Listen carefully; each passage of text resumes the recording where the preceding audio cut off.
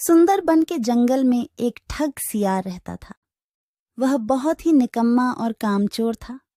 हमेशा इसी जुगाड़ में रहता कि कहीं कोई मुर्गा मिले जिसे मूर्ख बनाकर उसके साथ ठगी की जाए। एक दिन अरे बंदर भाई, कल रात में मैंने आपको सपने में देखा।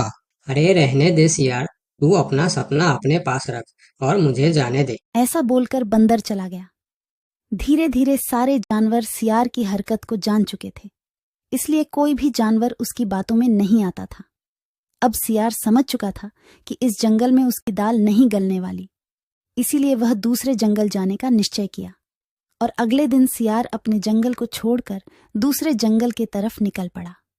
दूसरी जंगल में पहुंचते ही दिन भर जंगल का जायजा लिया और शाम होते ही एक गधे को देख उसके पास गया और रुककर बोला, गधे भाई, मैं इस जंगल में नया आया हूँ और शाम भी ढल चुकी है।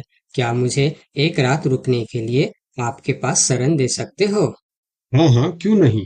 अभी तो तुम इस जंगल में नए हो और हमारे लिए मेहमान हो, और मेहमान तो भगवान के सम्मान होते हैं। ऐसे कहते हुए गधे ने सियार को अपने पास रोक लिया और उसे सम्मान के साथ भोजन कराया। भोजन करने के बाद दोनों आपस में बातें करने लगे। सियार ने गधे से बोला, अरे गधा भाई, इस जंगल में पीपल के पेड़ के पास एक तालाब है। जानते हो उसके बारे में? हाँ हाँ, पीपल के पास एक तालाब है। वह तालाब कीचड़ से भरा पड़ा हुआ है। उसका पानी भी बहुत गंदा हो चुका है। यहाँ का कोई भी जानवर उसका पानी नहीं पीता है। सियार ने अपनी आवाज को धीमा करते हुए बोला, क्या तुम जानते हो, वह सोने चांदी का तालाब है। उसके अंदर ढेर सारा सोना और चांदी छुपा है और उस तालाब का मालिक मैं ही हूँ। सियार का बात सुन गधे ने चौंक के बोला, ये तुम क्या बोल रहे हो सियार भाई? तालाब भी कहीं सोने और चांदी का होता है? मैं भी ऐसे ही सोच रहा था। मुझे भी इस तालाब के बारे में कोई जानकारी नहीं था, लेकिन कुछ ही दिन पहले मेरे पिताजी मरने से पहले सारे संपत्ति मेरे नाम की। उसमें यह तालाब भी है और आज मैं अपनी संपत्ति देखने के लिए ही यहाँ पर आया हूँ। यकीन नहीं होता तो यह थैली में देख लो, जो मैंने अभी इस तालाब से निकाला है। सोने के गहने निकालकर गधे को दिखाया, जो उसे ठगने के लिए उसने अपने साथ लेकर आया था। गहने को देखकर गधे को सियार के बात पर विश्वास हो गया और बोला, अरे हाँ, ये तो सचमुच सोने चांदी का है। तब तो तुम बड़े ही भाग्यशाली हो, इसलिए तुम्हारे पास ये सोना चांदी का तालाब है। अब सियार मन ही मन खुश हो रहा था। उसे तो इसी बात का इंतजार था। गधा भाई, मुझे इस संपत्ति से कोई भी लालच नहीं है। मेरे पास मेरे जंगल में और बहुत सारे संपत्ति है जो मेरे पिताजी ने मेरे लिए छोड़कर गए हैं। मैं तो यहाँ तालाब बेचने के लिए आया था। सोचता हूँ तुम भले जानवर दिखते हो, क्यों ना तुमको ही यह सब बेच दूं। मुझे, यानी यह सोने का तालाब मेरा हो जाएगा और मैं इस तालाब का मालिक बन जाऊंगा।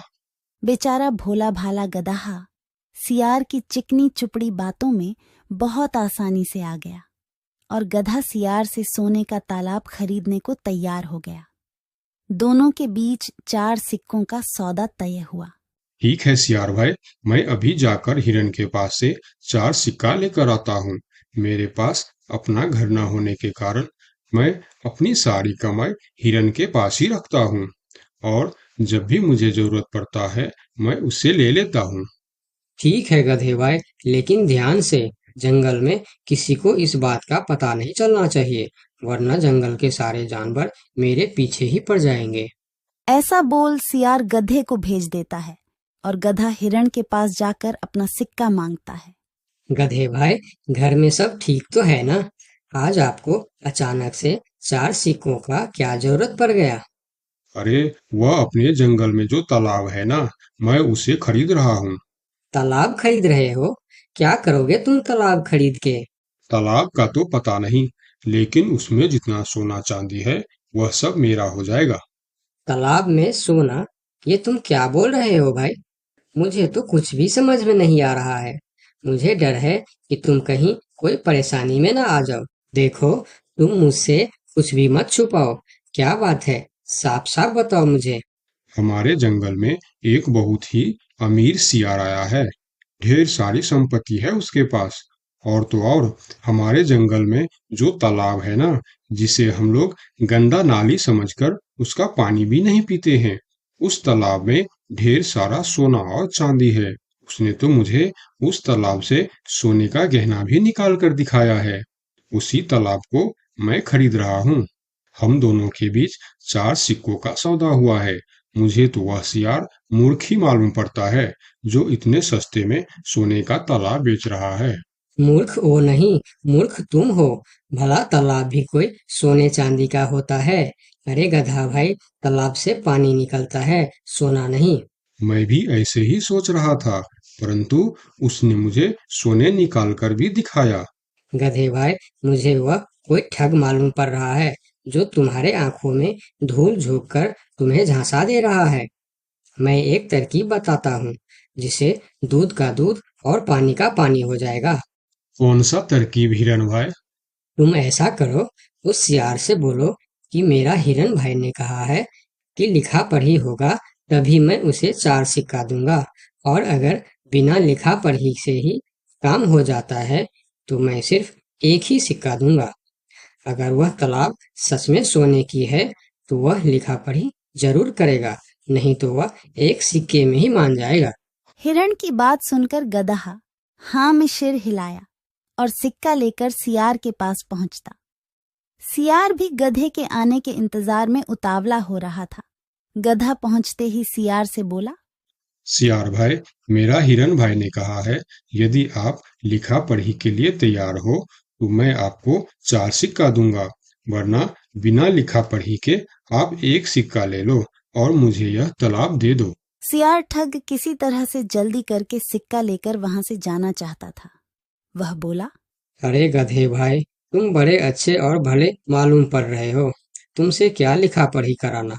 चलो, तुम 1 ही सिक्का दे दो। अब गधे को समझने को कुछ बचा ही नहीं था। गधे को समझ में आ गया कि सियार उसको ठगना चाहता है। ठीक है सियार भाई, कोई भी शुभ कार्य करने से पहले मुंह मीठा करना जरूरी होता है। मैं अभी लड्डू लेकर आता हूँ, आप यहीं रुको। गधा जंगल से 2-3 जानवरों को बुला लाया और सियार की जमकर धुनाई कर दी। किसी तरह सियार वहां से जान